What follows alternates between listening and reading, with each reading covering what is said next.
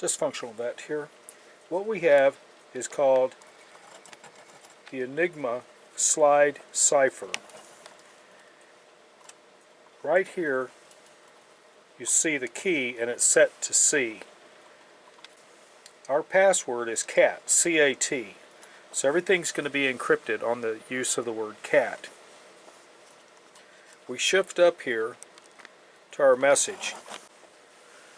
Alright, I've taken the time to encrypt the first series of letters here. It's now is the, rather than encrypt this whole thing, this will work. The N in plain text became a K, the O became an N, the W became a C, the I became a T, the S became an R, the T became an R, and the H became an E, using CAT, C-A-T, as our password. So C encrypted N, C encrypted I, C encrypted H, and so on. A encrypted W, A encrypted S, and then A encrypted A. It would be encrypting the E, but I didn't encrypt that. To decrypt this, you'd start with CAT. You'd put your slide rule right down here on C. You slide it to C.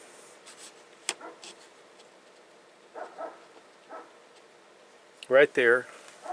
You would take your first letter K, which is right here, and you would read the letter N.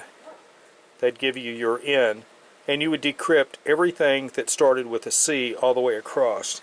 Then you'd move your ruler to A and decrypt everything that fell under A, and then move it to T and decrypt everything with T.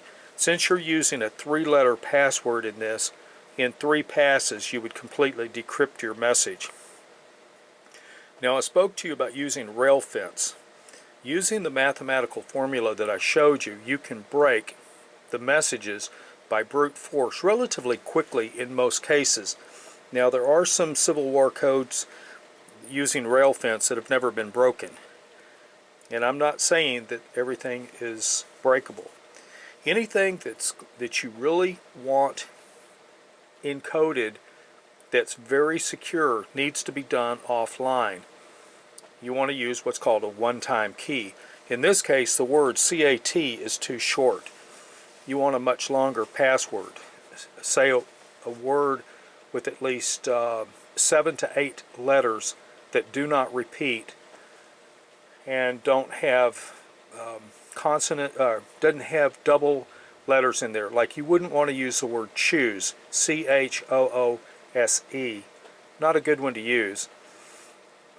However, if the word was extremely long and you had a double consonant somewhere, you might be able to get away with it, but not a short one. Now there are ways to break this. The breaking of Enigma during the Second World War proved it, and this has nowhere near the permutations or the combinatorial arrangements that the Enigma had. So it'd be much easier to break this. But if you use a rail fence and something like this little ruler, it's from Creative, let's see, what's the name of this thing? Creative Crafthouse in Hudson, Florida, and they do have a website. Creative Crafthouse. These are about 29 bucks, and they're a fun little toy. But I'm presenting this as a way that you can do offline security and have a pretty good message. Now, something to be aware of, everything in your home is spying on you. Your phone listens to you. You may not believe this, but it's true. Every device that you buy has some type of device that talks to something else, that listens in. The reason being is it's both nefarious and business oriented. The nefarious is somebody might want to know something about what their customer base is doing. You know, what are their vices, what do they listen to, what do they watch, etc. But the other half of this is you, the consumer, represent deep pockets. individually not a single one of you is worth robbing.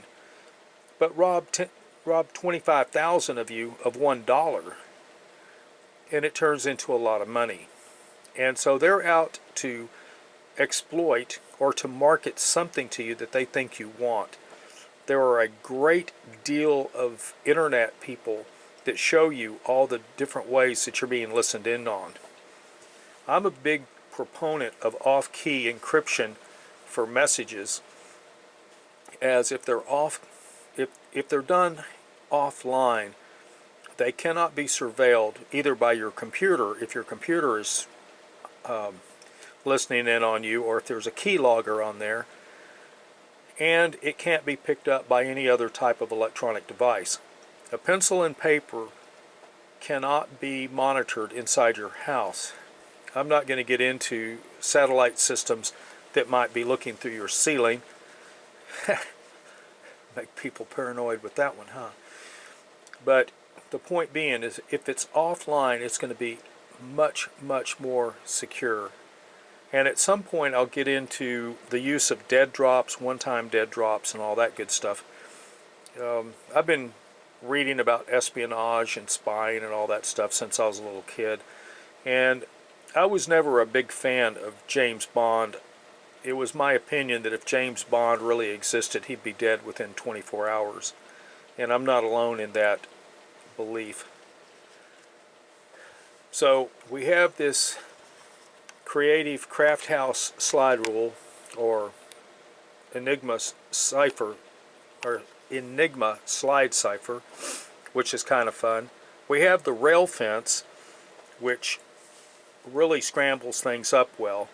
And this is a way for you to play around, have fun, and send some text messages by your iPhone or something that you've written out but don't have a key or anything like that to your friends, and really start screwing with the man. With that said, dysfunctional vet out.